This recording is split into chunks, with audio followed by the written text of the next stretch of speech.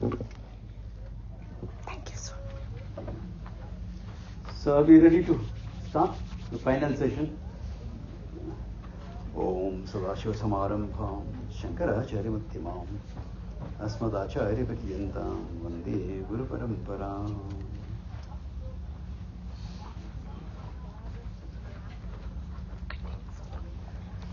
Yeah, it's okay.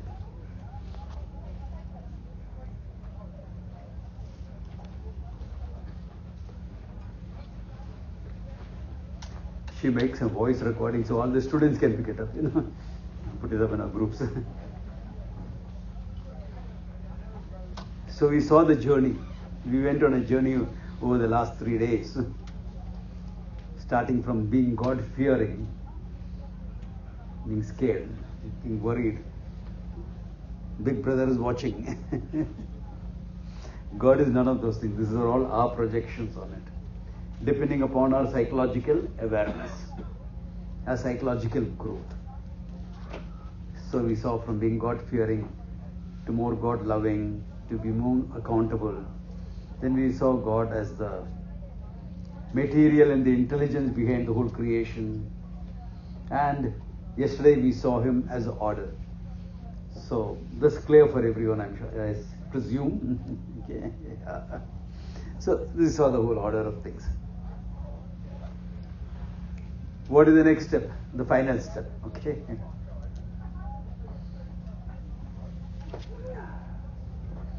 Yesterday we also saw, when I asked the question, who am I? I want to know you. Who are you? From starting with our roles externally, play a lot of roles. But they are roles. I dropped the role. As I said last time, I look at my child, I become a parent. I look at my parent, I become a child. That's all it takes. To pick up a role and to drop a role. And pick up this role, drop that one. Just a glance here and there. So then who's the person? We started with the body, came to the prana, came to the mind, emotions, came to my knowledge, came to my ignorance, and finally came to the fact that I am the one who is aware of everything. I am that consciousness. This much we saw last time. Then I also said that as consciousness you don't have a problem. Any problem that you tell me will belong to a role, will belong to the body, mind. Nothing more than that. Any problem that you have will come only at this level. Where is any other problem? Tell me any problem you have in the world. I lost somebody. So you're feeling the grief, emotion. That level, of course you'll have a problem. It's all in order. If you lose somebody, you will be in grief. And if you are in grief, you can heal. That's also part of the order. It's not that you have to be in grief and remain in grief all your life. There was a classical book written in Hindi, one of the languages in India. Okay. Actually, it is written in Bengali, translated to Hindi, where the hero is someone called Devdas. And he's in love with somebody, he can't get her, he takes to the bottle and remains single all his life.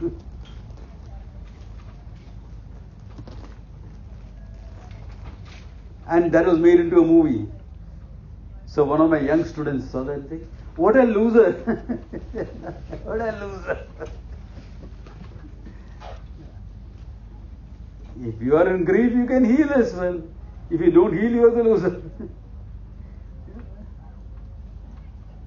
So, all these problems are to the roles, not to you. Now the question is, does this consciousness have any limits?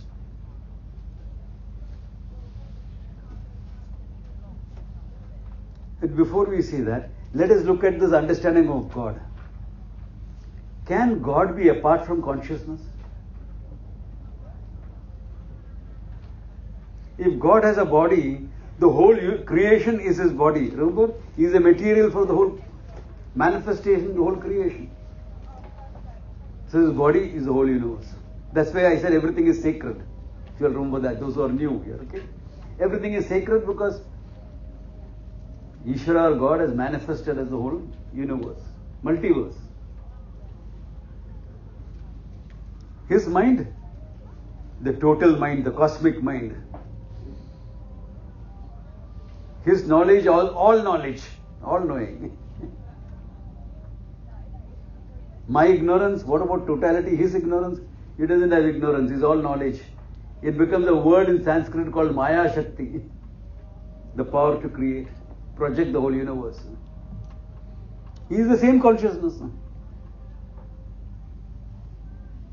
So now you have one consciousness, super consciousness called God, one this guy is also consciousness. So up to now, if you have been following closely, you will get the understanding that we are all pockets of consciousness. But that still makes me a finite being. My sense of finitude from the starts with the body, but if I am a pocket of consciousness, I am still finite. My existential issues will be there, isolated, lonely. I mean, why do people enjoy being here? Because all like-minded people. I can't talk this outside. Many people may not understand. What are you doing standing on your head? Want a different perspective of the world? Come on, what is this you're doing? You call it exercise, slow movement, twisting it on. What type of exercise is that? People may not understand. Try talking about yoga to a gym goer. They may not understand it. But here everyone is on the same wavelength. So you feel, I'm not isolated. Outside you may feel isolated. So, because you have finitude. Now, the only thing that can really limit anything, in fact, when you say a thing is limited, what do you mean? It is limited by time and space.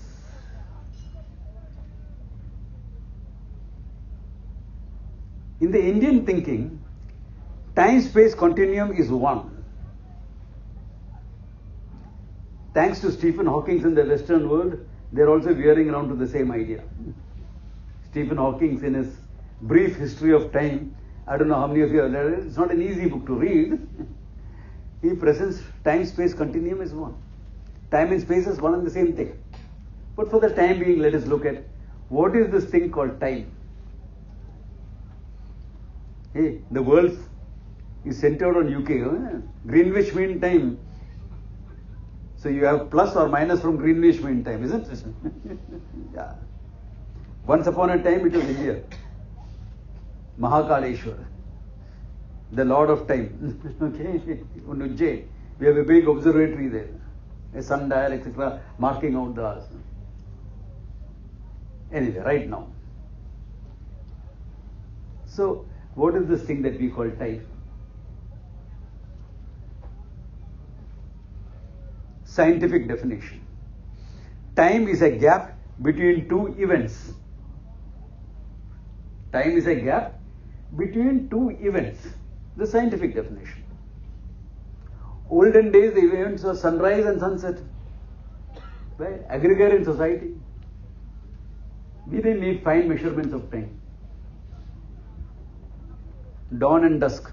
Sunrise was one event, sunset is another event. Between them, day, the other way around, night. But then we started needing more and more finer measurements. So the sundial came into existence. It's all measuring time, gap between two events. So remember the old sundial is full, hourglass is full, and now it empties out, empty, 1 unit of time. It's all hour making. There is something like time, yes, but measurement is hour making. Then you have the watches coming on, 12 hours, 24 hours. It's hour, we are dividing it further. So what will be the unit of time? Remember, the gap between events is getting narrower. When you wear watches nowadays, you wear a quartz watch, isn't it? It's based on quartz. So many pulses of a quartz make 1 second. Greater accuracy, greater measurement. But the fundamental definition, gap between two events remain. Events change. Events has become 2 pulses of a quartz. 1 pulse, 1 unit. Again, according to science, there is no event without an observer. This is fundamental principle in science. No event without an observer. So 2 events becomes 2 observations. 2 observations become 2 thoughts. So when I am looking at myself, the consciousness, 1 thought, 2nd thought, I get this illusion called time. That's why when you sleep, you don't have any awareness of time, because you don't have thoughts. Sit in samadhi, no time. Well, no thoughts. You can't really say, for half an hour I was timeless. Can you say that? Tell me, what does your time affect? Because it's only 2 observations, 2 thoughts. What is there between the 2 thoughts? Don't say nothing. You are there. Connecting up the previous thought, connecting up this thought. What is there? You. You, the consciousness. So what can time affect? Can time affect the consciousness? Time is in consciousness. Consciousness is independent of time. That's why you can have a body which is aging. No? Body can age. You do yoga, etc., you will remain better. But still, it'll get you. There is a time when all this was black. Now all that is white. There is no black left. Aging. Does time affect your mind? You don't have an old mind. You may have a mature mind. You may have a tired mind. I live for 70 years, yeah, enough. That mind is tired. It has lost its enthusiasm. And the 70-year-old finds a romantic partner. Then what happens? You feel young again. Now you know why older people fall in love. Good thing. Yeah, you feel young again. When did you feel the most powerful? When you are in love. Yeah. Maybe sadhus also have gone through all that, okay? So you know what you're talking about. So time doesn't affect your mind. How can it affect the consciousness that you are? Some of you mean to say I am timeless? Yep, you're timeless. And somewhere in the dim consciousness, the dim recesses of your memory, you know that. You meet somebody after a year, last yoga festival, now this yoga festival. Hey, you changed a lot. What is your first response? Not really. Your first response is what? Not really. Then you say, no, I colored my hair, or I had a haircut, or COVID, I put on some weight. Something. You have to justify the change. No? The first response. Look at your own minds. Next time somebody says, you have changed a lot. Your response, not really. All over the world I face the same response. Sometimes I deliberately say, hey, you have changed a lot. Says, no, Swamiji, not really.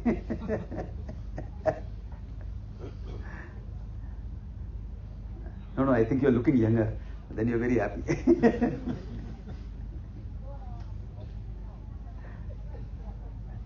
You're timeless.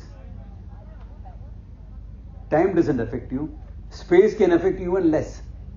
Your body, of course, is in space. It's very interesting.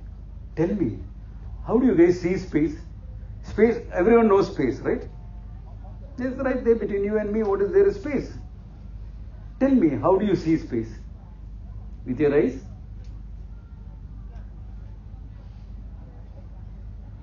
For your eyes to see something, it should reflect light. Space does not reflect light. Space allows light to pass through. Otherwise, you will not be able to see anything. Yeah, because from the source of light came out, space reflected it back. There will be no light. You will not see a thing. Space does not reflect light. Still you see it, isn't it? Anyone doubt they see space? I don't think anyone will doubt that. How do you see it? How do you see space? You see space without the necessity of a sense organ. Even those who are blind is aware of space. Exactly like how you see your emotions. Do you care for this guy? Yeah, I like him. How do you know that? It's in my mind. I know that feeling is there in my mind. I see it. You see the space in the same manner. You only say space is inside. Yeah, really speaking, it's inside, but it is outside as far as your body is concerned. Thank God. Then I can go for a walk in space and come back. Are you getting this? You, the consciousness, you, that's what you really are, unaffected by time and space. It's a big thing. If you are unaffected by time and space, how many people are here? Say 40 people. How many consciousness is there? One. Just one. Non-dual. Only one consciousness. Through your mind, it knows what you know. Through my mind, I know what I know. Somebody else's mind, they know what they know. But consciousness is one. Minds are different. Bodies are different. Knowledge is different. Consciousness is one.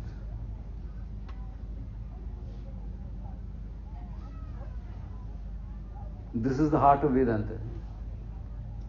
Only one consciousness, unconditioned by time and space. This consciousness, from the standpoint of the totality, the whole universe, we give it a name. God, Bhagwan, Ishvara. Just a name. That same consciousness, from the standpoint of one individual, I will say Mr. So-and-so or Madam. One consciousness. Manifestations are zillions. Consciousness is one.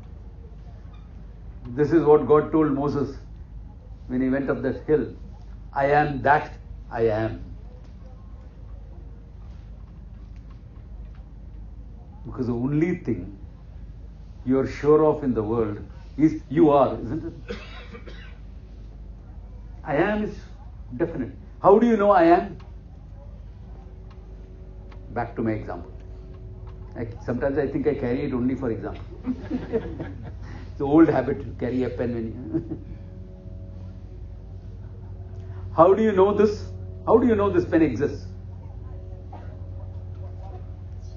Minimum, you see it. So the whole world is established because you observe it, you see it.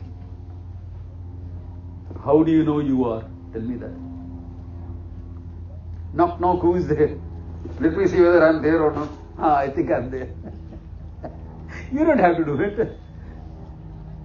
A French philosopher, René Descartes, said that. I think, therefore I am. My answer to that is, I am, therefore I doubt. But even when I don't think I am there, half the time I am not thinking anyway. Why should you be thinking all the time? Thinking is an instrument that you use when necessary. When necessary, you use thinking. When not necessary, keep it. Mind is a great instrument, it's like the samurai sword. But have you ever seen a samurai carrying the sword in his hand all the time? No, it's in his sheath. When you need it, out it comes in a flash. Otherwise, it remains there. Same way your mind. When you have to see the world, think. Otherwise,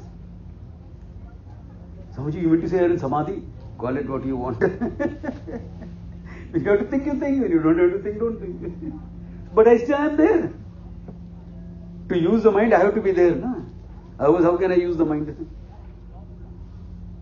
I am is self-established without the necessity of a means of knowledge. Without your eyes, without your thinking, without your inference. Do you have to infer? Oh, I am in a relationship. She's a very smart girl. She won't get into a relationship with a non-existing person. Do you have to make an inference like that?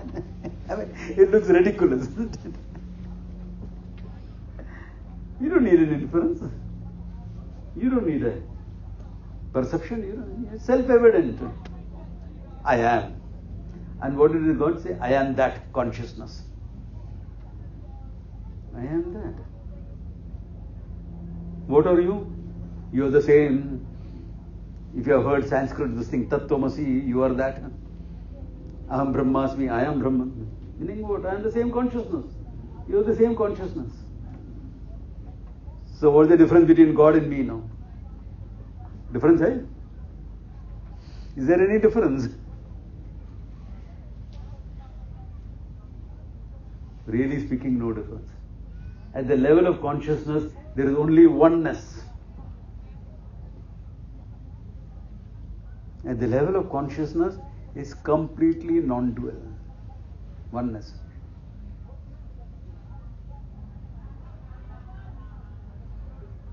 Then why all this? All this is just an appearance. All this is just an appearance. It's not real. Samji, this is not real. Nah, just an appearance. Appearance? This seems solid. No. This and this are both equally appearance. Yeah. You ask a martial artist. The trick is to see that's not really there. Then my hand will go through it. But don't try it without hand conditioning and all. Okay, you'll break your arm. You do your hand conditioning, then you're fine. You see, it's not there.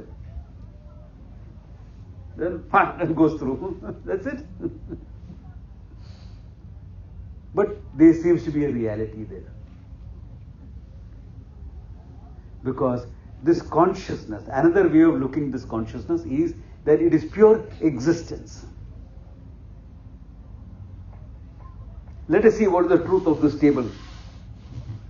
This table here, solid thing, this so-called, what is the reality of this? Is this really a table? It's wood. Is it really a table or is it wood? You say table, I will say wood. I break it down. There is no table, but there is wood.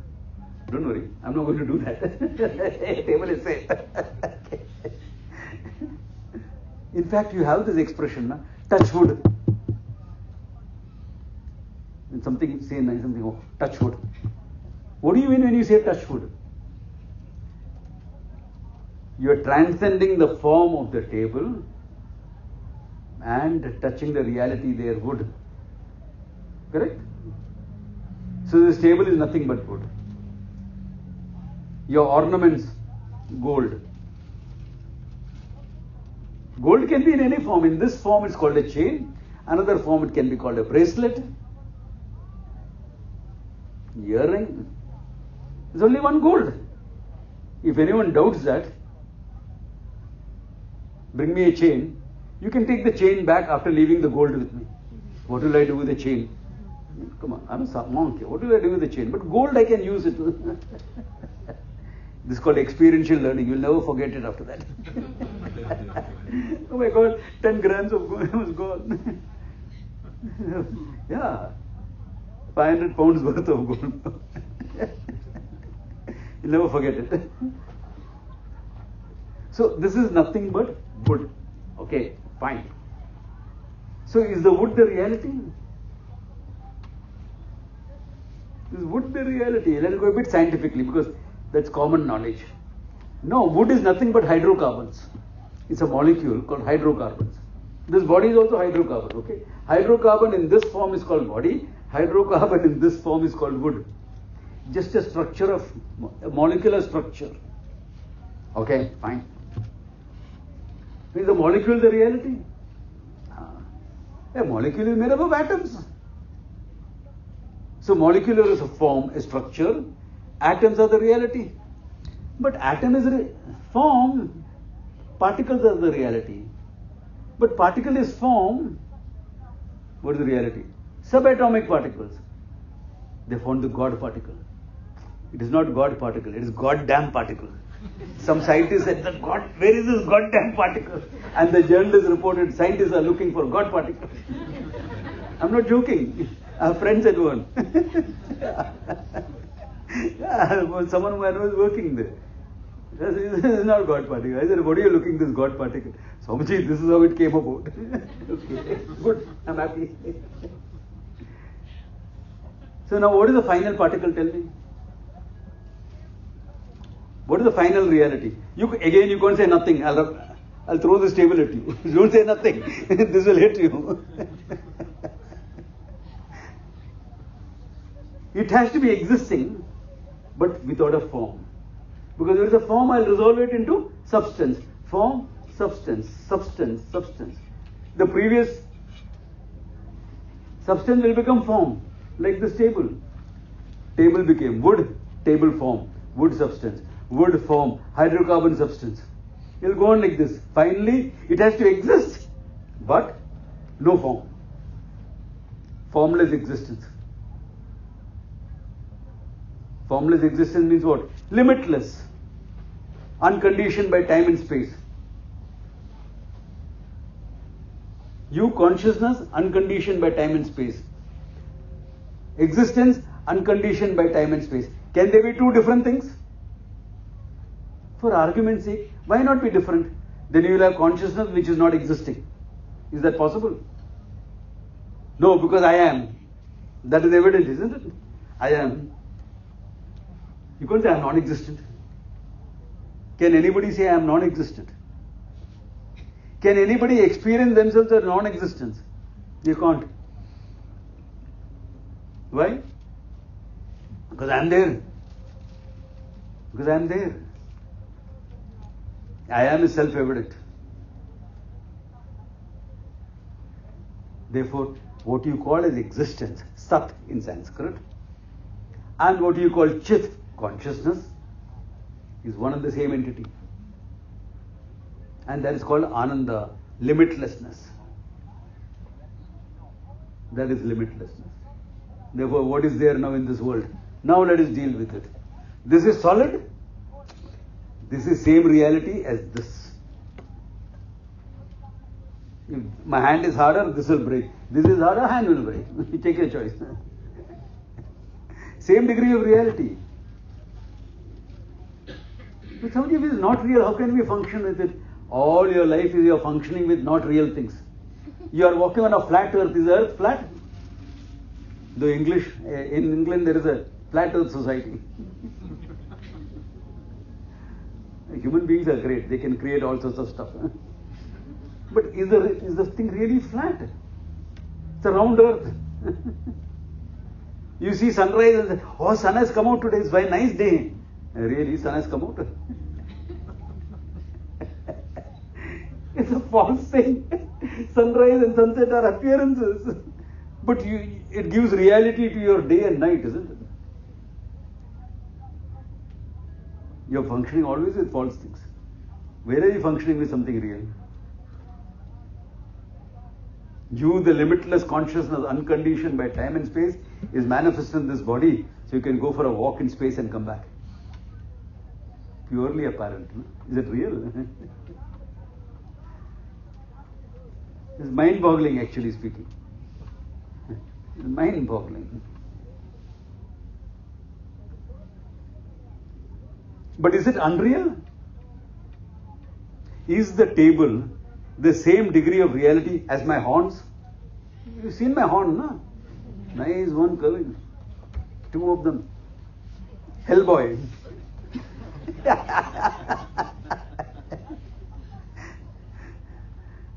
It is seen. is non-existent, right? This is just an idea. Is this the thing? Now, there may be someone who may see my horns also. Okay? I mean, delusions can have various ways. Then I can't help that person much. I have to send the person somewhere else. What to do? But this is it. Therefore, there is a functioning reality.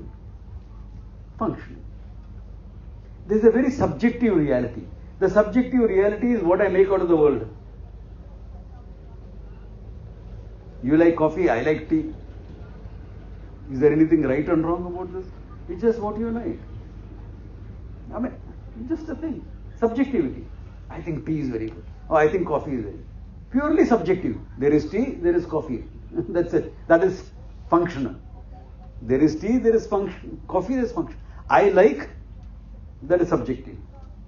Same woman. One guy is trying to get rid of her. Come on, I filed a divorce case, this, that. And the other guy is waiting for her to be free to get her. Not a wonder the poor girl is confused, okay? What am purely subjective. But it influences your functioning, isn't it? What is objective about appreciating a rose? About appreciating a rose, what is objective about it? It is subjective. But that makes, hey, it's a beautiful plant. That makes me. That's okay. That doesn't make it real. It makes it functional. It makes something appreciated. That's your life. Therefore, there is a subjective reality. There is a functioning reality. And there is absolute reality of what I am. At the level of absolute reality, what problem do you have? This is, your knowledge of God is fulfilled itself. The Lord and I are one and the same.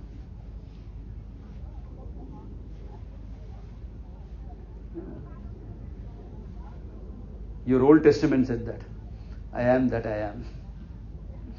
The seeds of this knowledge is there in every religion. In Vedanta, we have developed it nicely with the teaching tradition, etc. The seed is there. And you are getting this.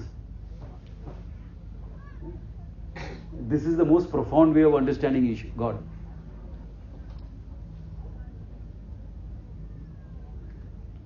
But does that not make my devotion less? No, it is a fulfillment of your devotion. In yoga, we start with what? Ishvara Pranidhanam. That's one of the Yama Niyamas.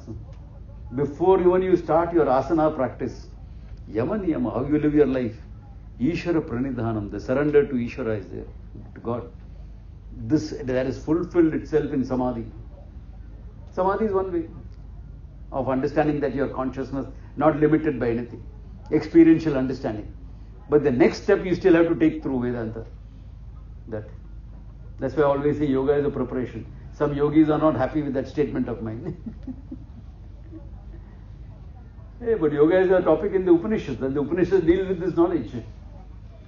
There are 30 yoga Upanishads. 30 Upanishads dealing with yoga out of the 108 main ones. So this is the knowledge. And with this knowledge, you function in the world. Where is the problem? At the level of the body, yeah, problem. What's the big deal? COVID, go into isolation. But are you isolated? You are one of the whole universe. What are you talking about isolation? Where is isolation? You are one of the whole universe. Your limitlessness. You can't be isolated. No? You can't be lonely. How can you be lonely? Where is loneliness? You are in harmony with the whole universe. What is loneliness? Where is isolation? Where is purposelessness? Everything happens in you.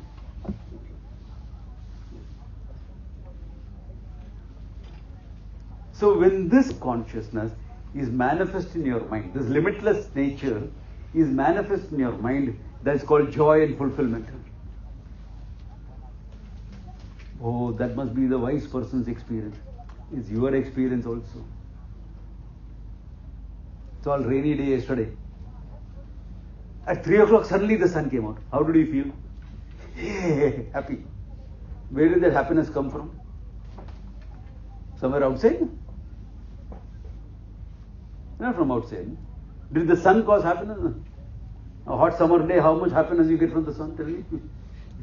Blazing sun. Come to Bombay in May. You'll understand. And come with me on a desert trek. Oh my God, you do a desert trek? Yeah, it's great fun. Great fun, it's hot. Yeah, you get cooked. Wife, don't have to go up to Bombay, go up to Turkey. Istanbul, hot now. She was in India, in Britain for years. Then she went to Istanbul, old Constantinople, historic city. But it's hot. Everything is hot. Then it's not happiness. Yesterday it was that clearance. Where did it come from? Your mind is projecting, hey, it's raining, it is cold, it is damp. And the sun comes out, suddenly that clearance.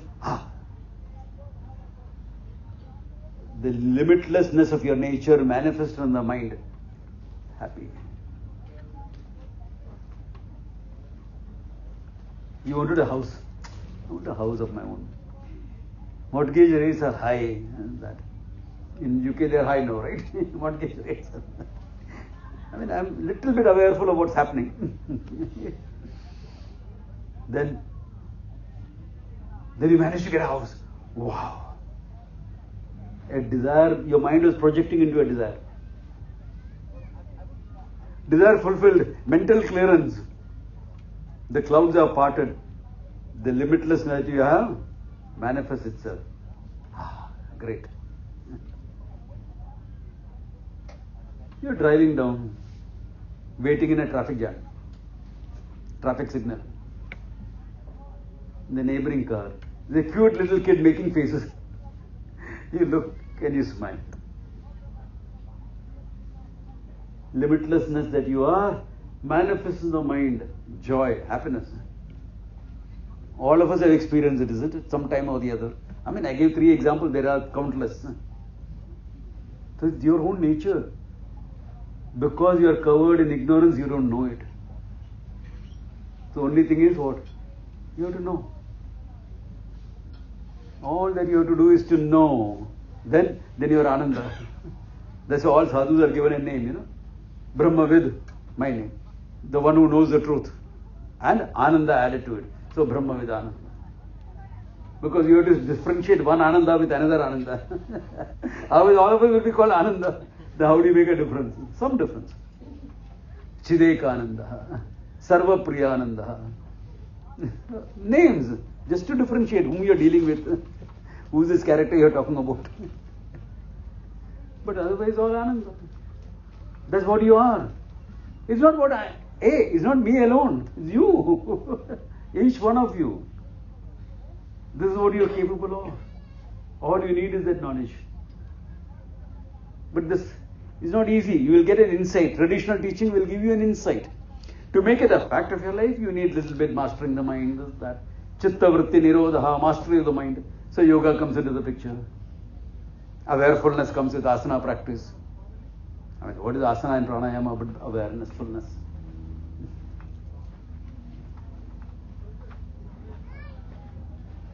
So all the way, pratyahara, a little bit, living by priorities, etc. At the seat of meditation, complete withdrawal.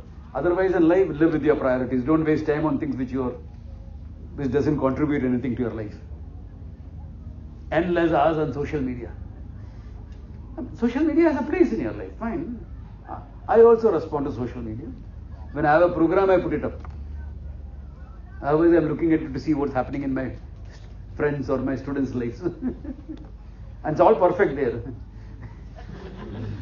I know how perfect it is.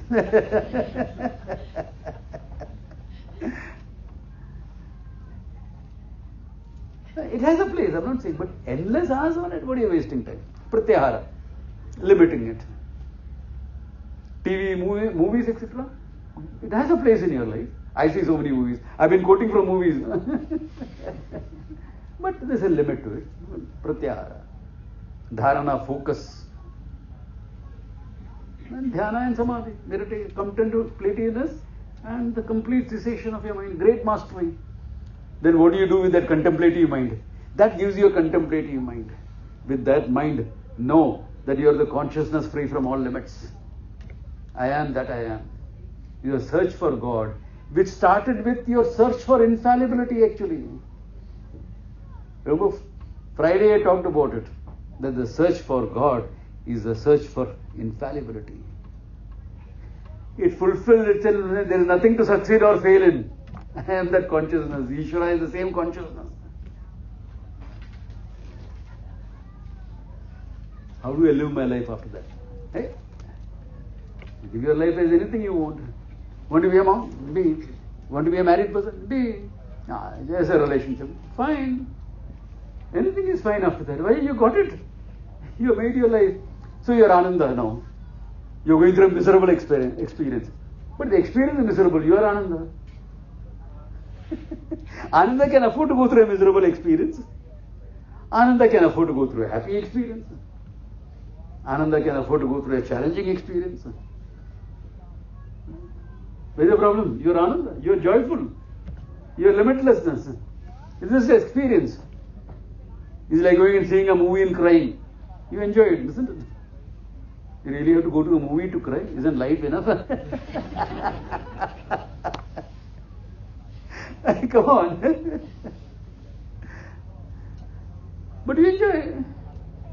So here also, the same, you enjoy. You have emotions and you enjoy your emotions. The good, the bad, the ugly. You can enjoy all of them. You can afford to have emotions. You can afford to have desires. Why? It no longer limits you. Your desire is no more a limitation. Your desire is just an expression of your humanness. Because only human beings can desire. As I said yesterday, a cow cannot get up in the morning and say, I feel like an omelette today. Can't. You can. That means what? You can have the glory of desires. If you are Ananda, you can have a million desires, not a problem. They don't limit you. If they fulfill, you are happy. If they are not fulfilled, you are still happy. What a life to lead. Can you really think of any other life? I don't know. But is my relationship with God, devotion, etc. possible? There is a great story, history. We treat it as history, ancient history, called the Ramayana. You must have heard about it. So Rama was the prince of Ayodhya, the king, sent on exile. There he meets Hanuman. You all call him monkey god, right? He's not monkey god, okay? He's Hanuman. He's a Vanara. Vanara is someone who is very close in physical appearance to a human being. Here it's a human being, physical body. So probably it was one of those humanoid races that were there, because we are talking about ancient times. Vanara. He is the hero of Ramayana, really speaking. What he achieved is phenomenal. The way help he gave Rama is phenomenal. He said, hey, find out where they are hiding my wife. That's all he just told her. So he jumped across from India to Sri Lanka, because they had some information that she's kept in Sri Lanka. They jumped across the whole ocean. Yeah. Then walked in. He delivered his message to Sita. Hey, if you want, come right now. I'll carry you on my back and jump back. He said, no, I don't want to do that. This guy has stolen me away from my king. I want him to come back and win me back in battle. That his honor is at stake. Okay, no problem. Within a month we'll be here. Yeah, the whole army will be here. But how will they cross the ocean? A small monkey have crossed. What about heroes like Ramana? No problems. We'll cross. Okay. So she gets the courage and this thing now. My job as a messenger, information I have gathered. I just have to take it back. Can I teach these guys a lesson? Put some fear into them? It's always good to fear the enemy, you know. If you are the enemy, okay? So he attacks the Rakshasas and destroys them. More and more come. He allows himself to be captured to get a king's audience. He delivers the message to the king. They put fire to his tail. He burns down half of Lanka. All the fortress of Lanka is burned down. I mean, what a guy. We have sent him only to get information. This character exceeds the brief. Then he comes back and says, this is how it is. How to go across, all that he knows. All the defenses of Lanka he knows. Phenomenal person. So at the end of it, Rama asks him, how do you relate yourself to me? Without you, all this couldn't have happened. Because he is behaved like an officer under his command. He says, from the standpoint of this body, you are the Lord and Master. I am your servant. I exist to serve. Samurai culture, okay? I exist to serve. He says that. Hanuman says that. From the standpoint of me as an individual being, conscious being, you are the totality, I am part of you. From the standpoint of consciousness, you and I are one and the same. And we call him a bhakta, a devotee. The devotee is telling the Lord, you and I are one and the same. Fulfillment of devotion. Love for the Lord is devotion, isn't it? What is devotion? Love for the Lord. The more you love someone, the more you feel identified with that person, isn't it? Then what is absolute love? Absolute oneness, non-duality. That won't come with an emotion. They'll come with the understanding. They'll come with the understanding. After that, what? After that, go and do anything. What difference does it make? Really, what difference does it make? What you do? You're fine. One advice given to all of us, in one of the scriptures. Live like the other fools in the society. Meaning, enjoy the game, what's happening. Enjoy the game. Fools meaning, they're ignorant people, they don't know this. Or if you think you can communicate what you know to the others who don't know. That's how you become teachers. Okay? Go confuse people. I'm good at that. I can confuse people very well. I saw your post. Confusing people. Great.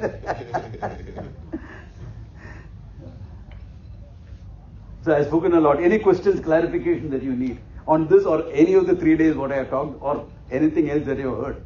Shoot. I'm open. Yes, ma'am.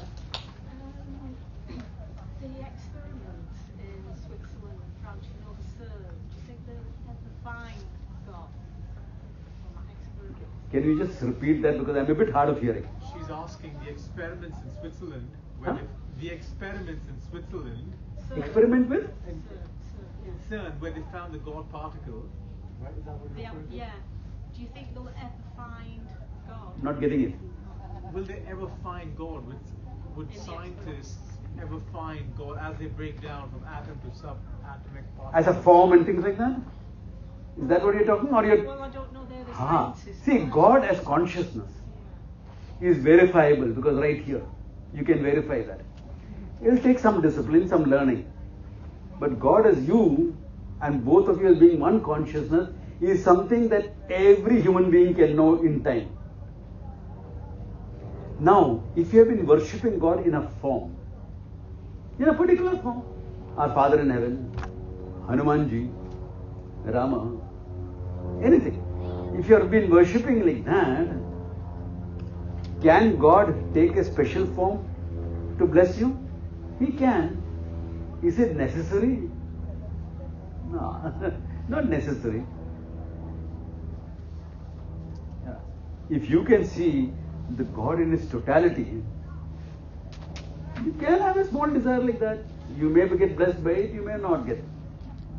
But tell me, how real will be that form? Let us say God takes a form to bless you and you feel blessed. Okay, I feel blessed. What are the differences there in my life? I still feel finite. I still feel isolated. Oh Lord, you came to me, but then after that you never come again. You'll start missing God also. Bad enough you're missing your lover. Now you miss God also. God is saying, idiot, I am you, I am sitting in your heart as you. The consciousness, I am there. Why are you missing me? Are you getting the idea? So even if it takes a form, nothing much changes in my life. Or I feel blessed, or I get some small things, some small problem is on. I am healed, which is good, but it is not, doesn't solve the problem of me as a human being. That still exists until I know the truth. That's still there. But yeah, he can manifest. After all, if he can manifest this whole universe, small little thing to manifest. As I said yesterday, in that movie, Bruce Almighty. I'm sure many of you have seen that movie. Bruce Almighty, funny movie. He says, parting the ocean. That's a magic trick. But this lady who's holding 2 jobs, sending her kids to school, and still finding time to go for this football game, that is a miracle.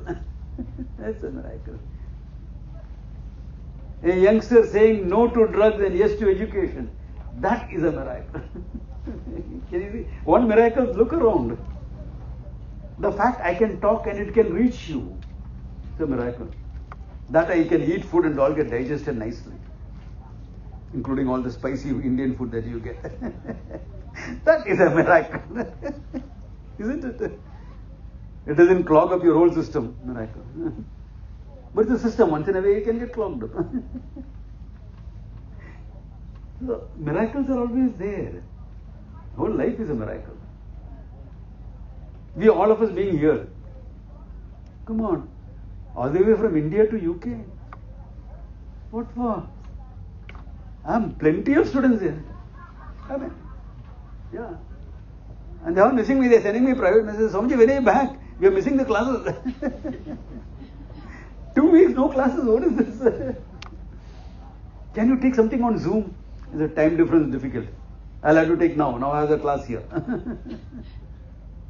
I could take on Zoom. It's easy. I mean, all I need is a phone. What else do I need? So, but I'm here. Some fate has brought me here. All of you are here. Yeah. It's a miracle that we connected up. May not be. So, that is plenty of stuff is there.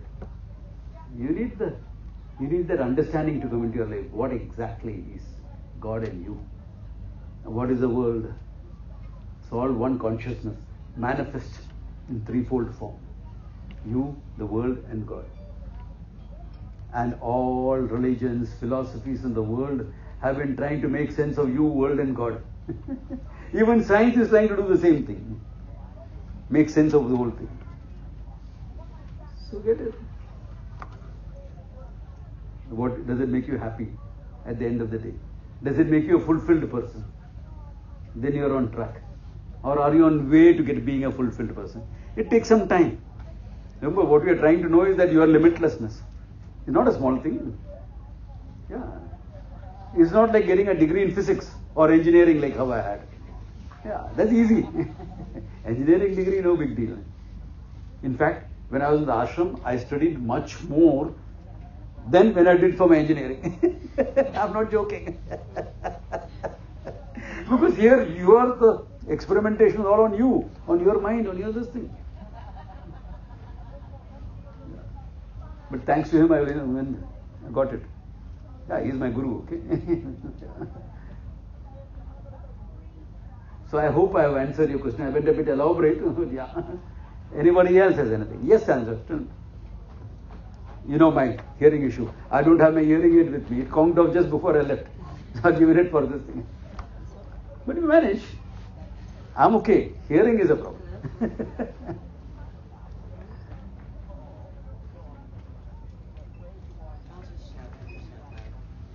I don't think that was the question though, Swamiji. What? Okay. Maybe I need a... I think the lady wanted to know how you were talking about you can break the table down to fibers, like the table down to wood, and all that. But I think the lady wanted to know, along that search and breaking it down into smaller and smaller pieces, do you think it is possible that scientists will ever be able to discover God in a form? Okay. That's a good question. That's an excellent question. Can you really, by a process of analysis, external, come to God? It's a beautiful question. Ma'am, I did you a disservice by taking your question differently. Sorry. Okay? This is a beautiful question. They will come to the particle level. They'll come to a level, even now the particle is going out, the final particle is the string. The string theory will come into the picture. Other things. Look at the whole of science is based on subject-object divide. That's why quantum physics is creating its own issues. Why? Because the observer is now, the act of observation is affecting the observed. I mean, scientists have started talking in mystical language. Is an electron a particle or a wave? So you're saying, when you're not observing it, it's a wave. When you observe it, it becomes a particle. So I was joking with the scientist. You mean to say the electron is getting self-conscious and freezing? It's actually an observation, it's collapsing the wave. I'm joking, but it is a fact. Okay, it is collapsed, meaning it is becoming a point at that time. Any point of observation will be like that. No? My hand is moving. Okay? But if you take a photograph, what will you see? One point, isn't it? So the observation is becoming like that. But with subject-object divide. Until they bridge the subject-object divide, they will not be able to do it. Why? Because the truth of this and the truth of me is not different. So as long as the scientist can keep this division going, by whatever means, he will not see it. Because the truth of this can be seen only as the truth of yourself. That's not objective. In fact, that is beyond the subject-object divide. It is free from the subject-object divide. So to know that everything is one reality, I have to understand myself as consciousness. Only then it is possible. And the world is an appearance. The world is an appearance, now quantum physics is coming close to that. There is nothing solid. That the scientist is coming to that. There is nothing solid. They come to that already. This is all nothing but energy in motion. Collapsed energy is an object. That much they have come to. Yeah. This much is fine. But this and I, when I have to put myself into the picture, and the whole paradigm of science is to keep it different. Because they have to make it as objective as possible. That's why many of the subjective sciences, subjective disciplines of knowledge, like psychology for example, is not accepted by pure scientists. They'll accept psychiatry, but not psychology. And this is what? This seems like mysticism. This is not mysticism, it's cold logic. Have you used any mystic statements here? I can put it mystically. From the standpoint of consciousness, as I sit on this planet here, I sit on every planet in the universe. There will be enough gullible people to say, wow, this guy is something. I don't want gullible people. I want people who are logical, question me and understand. Putting it mystically is easy. But you will never get there. Why? Because all mysterious. No? How will you understand? If I can make myself to understand, then what is mystic about it? Then you know the same thing I know. Yeah. So that is the problem in science, the subject-object divide. Until that is there, the scientists will not get anywhere. And in science there are certain, we try to make everything scientific. But everything is not scientific. Everything need not be scientific. 16th century Europe, 15th century system. Everything had to pass the validity of the Pope, isn't it? That theory, scientific theory, the Pope does not agree with it, you better shut up. Galileo was put behind the bars. Today science is making the same mistake. Unless it's not scientific, it is not true. There are whole bodies of knowledge which are not scientific, but they are true. They don't fit into your paradigm of science. Now what can I do about that? Yeah, your paradigm of science is the last 200 years. We are talking about disciplines which are thousands of years old. How can you say it's not valid? Generations of people have validated this knowledge and gone.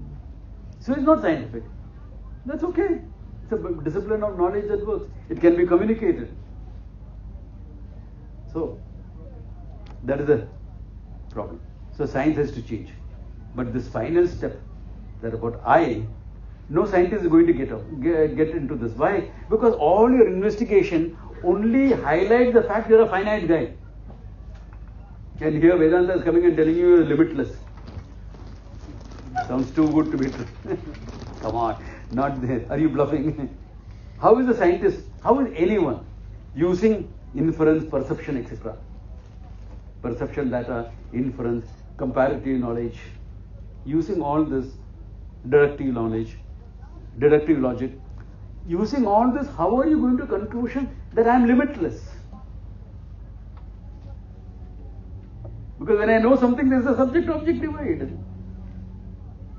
So that step of limitlessness will have to be taken through the Upanishads, through Vedanta, in any language, any corner of the world. Okay, I'm okay with that.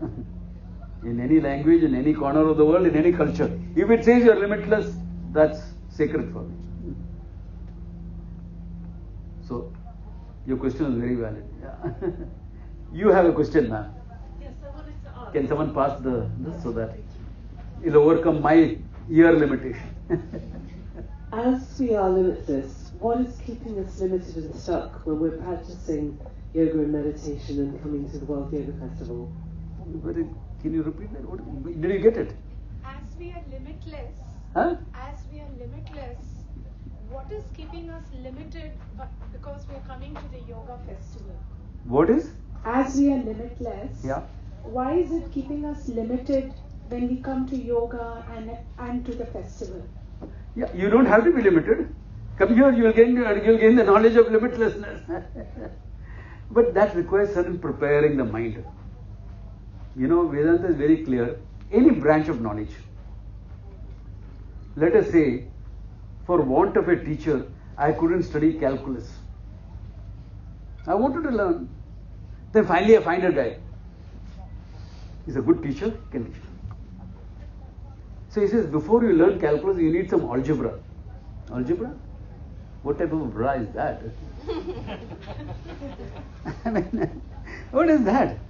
You know, a plus b, the whole square is equal to a squared plus b, 2ab plus b squared. And I'm scratching my head, what is that? So it goes down. You know, complex numbers. Finally comes 5 plus 7, I think it is 12. Okay. This is my level. Now I have to go to calculus. Is it that calculus is going to be denied for me? No, I can study it. But I have to take it step by step by step. That's exactly what yoga does. It takes it step by step by step. So the beginning is all about asanas and awarefulness. And finally is what? Samadhi. The height of yoga is not standing on your head. That's the beginning. Height of yoga is, I'm practicing yoga. Yeah, practicing yoga. So someone came to me, Swamiji, can I practice with you? I said, I will do my practice, you can do your practice. And the person is, into various poses. For half an hour I am in one pose, just standing. Vrikshasana. Swamiji, what is that practice? I said, take a stick and hit me, you will understand what is the practice. Bang! Nothing happened to you. Yeah. Nothing happens. Because the prana fills up your body, nothing happens. You have seen in movies Shaolin monks and all doing it. That's the same thing. You want to practice? Practice. Bigger practice, you sit down quietly. Samadhi. Your mind is full of the fact you are nothing but consciousness. You are immersing yourself in this knowledge. So the knowledge colors your whole mind, etc. Then you function in the world. So until then, some of the other things are necessary. Because you're preparing. Remember calculus. Preparing. But Vedanta at the same time is not elitist. Anyone can walk into a Vedanta class, they will get an insight into it. That's the strength of the tradition teach. They may not understand the whole thing, but your insight is unavoidable. Because traditional teaching is that, not because I am a great guy. He was a great guy. But traditional teaching, the power of the traditional teaching is like that. Everyone get an insight, even if you are a rank beginner. So somebody talked about that. I got a glimpse of limitless, but how I could, doubts will come up. That's okay. That's part of learning. Some will be confused. Confusion is a necessary prerequisite for knowledge. Because from confusion, clarity will come. If you are not confused, you are continuing with your own thinking. That there is no new knowledge taking place. For new knowledge to take place, sometimes you will be confused, and that's okay. That means new knowledge, new learning, new things are coming up. Good. So if someone comes in, Swamiji, at the end of the class, I'm totally confused. I said, very good. You've begun. You've begun your journey, all right. That's why I say I'm good at confusing people. Any other questions? Yes, sir. Sorry, I should have said ladies first, but then he raised his hand. Thank you. Yesterday you mentioned briefly reincarnation in terms of... You are what? Reincarnation. Reincarnation. Huh? Reincarnation. Reincarnation. Yes. Yeah, in terms of understanding the bigger picture at play. Yeah. A question I have is, for those that are able to burn off their karmic debts in this lifetime and reach liberation, moksha, enlightenment, what happens after that? Is it just a return to pure consciousness? You don't manifest as a future form? Just understand a little bit more, please. Thank you. See, many disciplines talk about burning off all the karma. I guarantee you it's not possible. I've been there, done that. It's just not possible. All karma will never be burnt up. If you believe in rebirth, there is supporting evidence for it. In that paradigm, you have had millions of births. Millions, okay? In millions of births, you have done a lot of karma. Most of the karma you got result right here. You're feeling cold, you went and had a cup of coffee, you felt fine, no? The result is not coming later. Right here you got the result. So most karma you will get the phalam, the result right here. Some little bit is kept for the future. So millions of lifetimes I had some going into the future. So now my karmic load is huge. I'm a very rich man karmically. Yeah, look at it positively. I'm a very rich guy. I'm a billionaire when it comes to. Now, I'm coming to this guy, someone like me, bearded guy, and saying, oh, I'll burn all your karma. But you just do one thing. Is it possible? Is it logical? Those billions of karma are going to do just one practice. I wish it was that simple. Unfortunately, it is not. And if you burn all your karma, you will drop down dead. Why? It's karma that's keeping you alive. Prarabdha karma, it's called. You will drop down dead. You want that? Nobody wants that. So that burning up of karma, some religious mystics talk about it. That's a way of inspiring people. I mean, giving them benefit of doubt. That they're not after your money. I will give them benefit of doubt. There are practices like that, which will sort of alleviate the effect of that karma in your lifetime now, so that you can be on this path without too much of problems. That's all that can be done. Yeah, that there are plenty.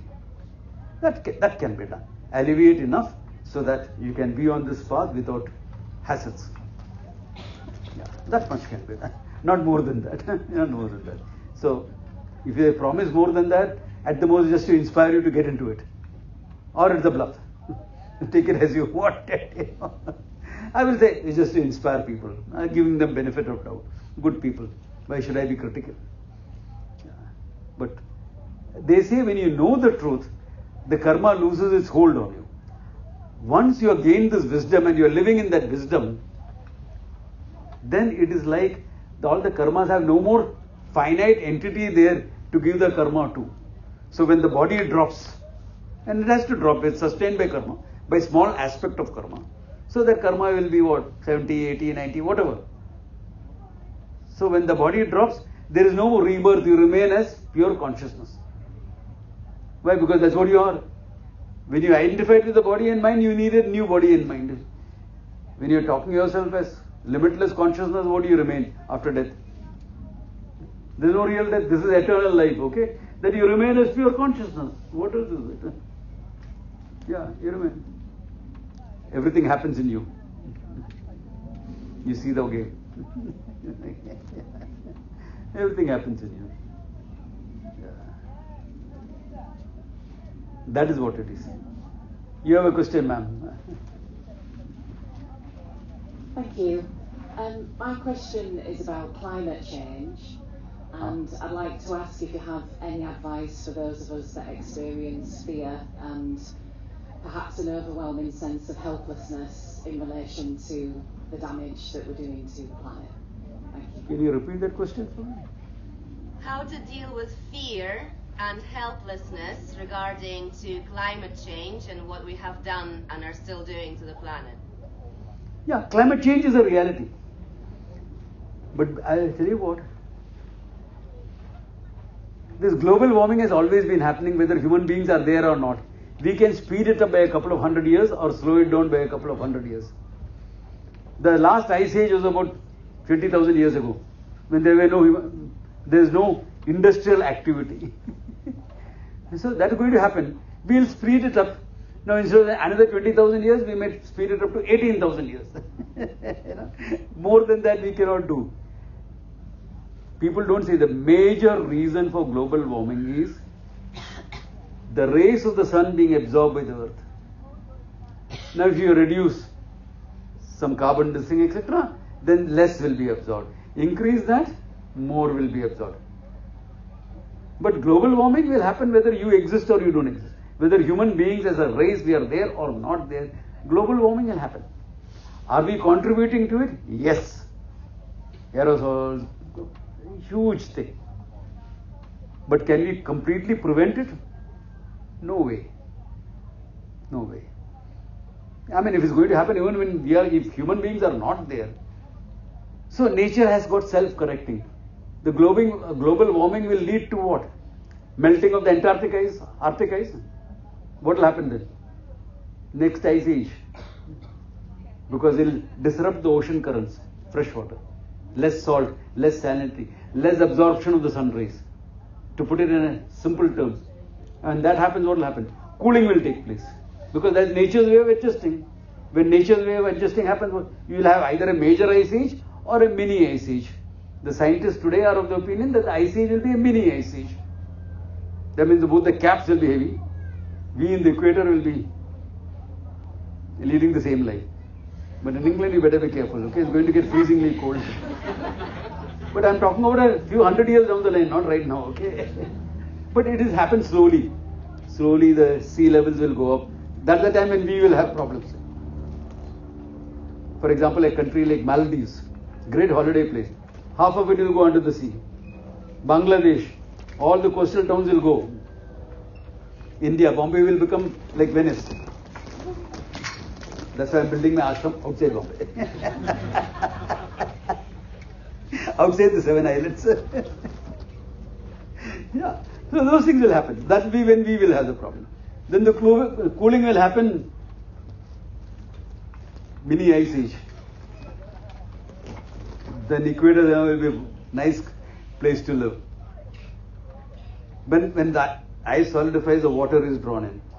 Becomes ice. So the sea levels will start going down a bit. From the height it came, it will start going down. Nature has corrected itself. Now why are we so anxious to prevent it? Bering Sea oil you will not get if there is this happening. You will not be able to access that oil. Half the thing that is driving all the scientific effort to prevent global warming, half of it is based on human survival, half of it is based on economic principles.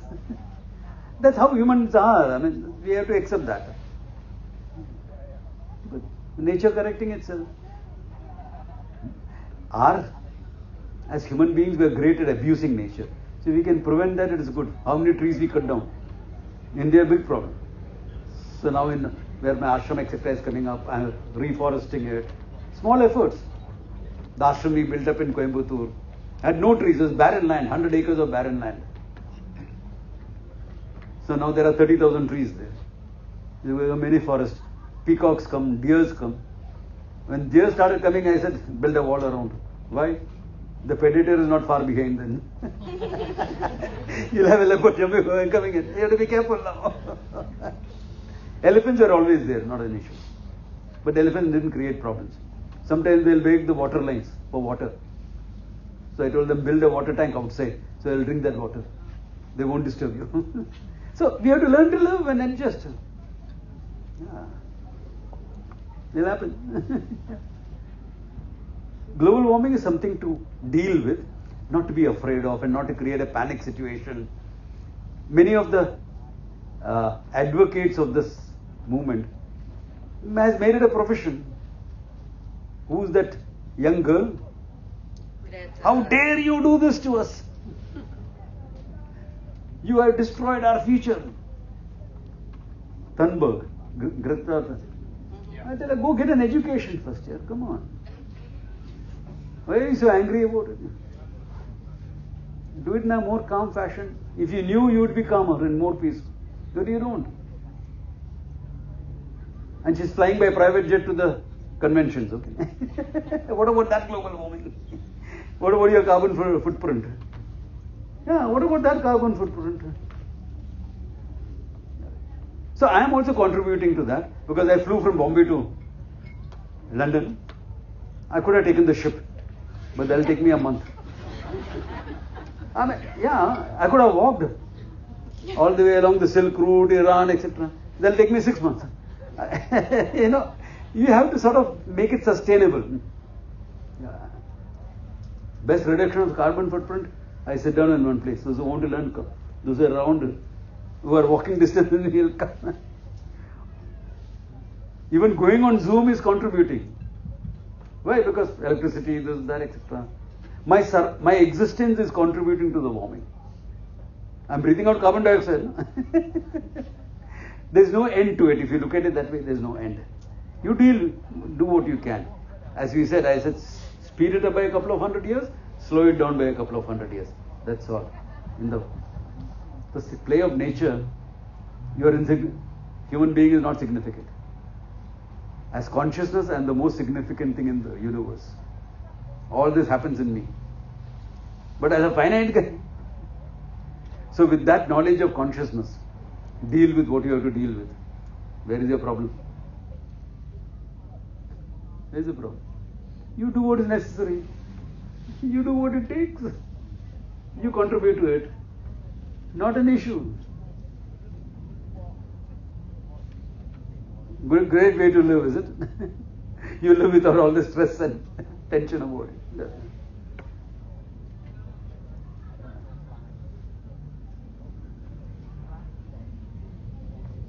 So there are no further questions. Can we call it a day or up to you all? If you have questions, shoot.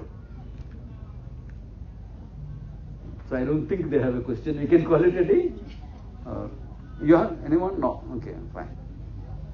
So all the best. I enjoyed being with all of you. There is a question. Okay, shoot. Hi, yes, sir. I've got a question around the consciousness of the Atma, the soul. Same. Atma and consciousness, one is the same. But there might be a difference.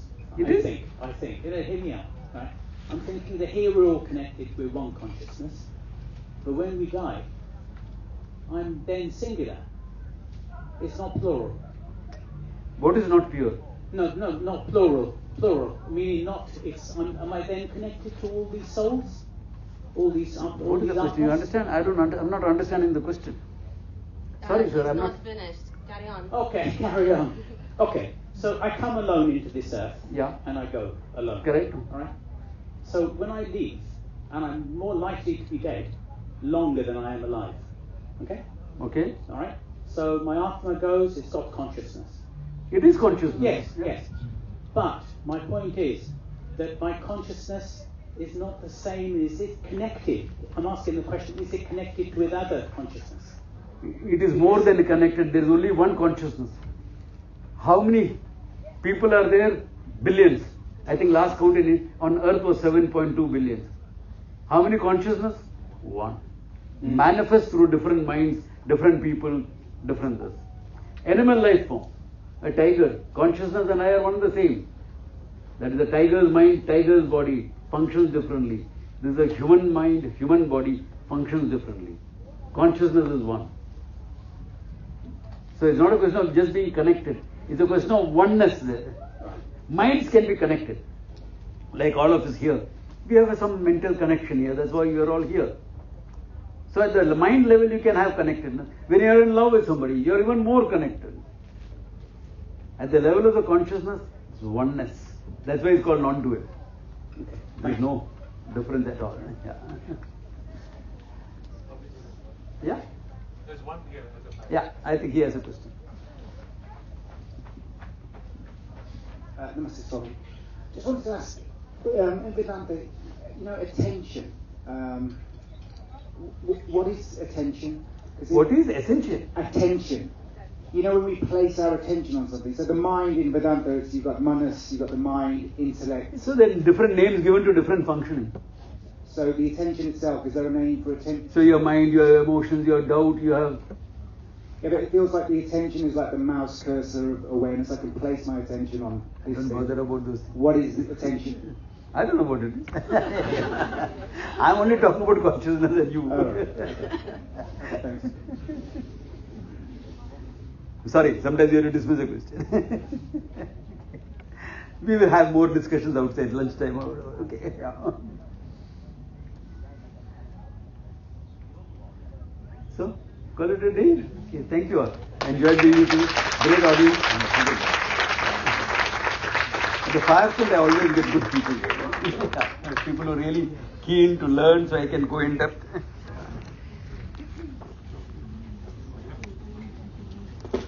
By the way, that's why it's called Fire Tent, because it's all about learning.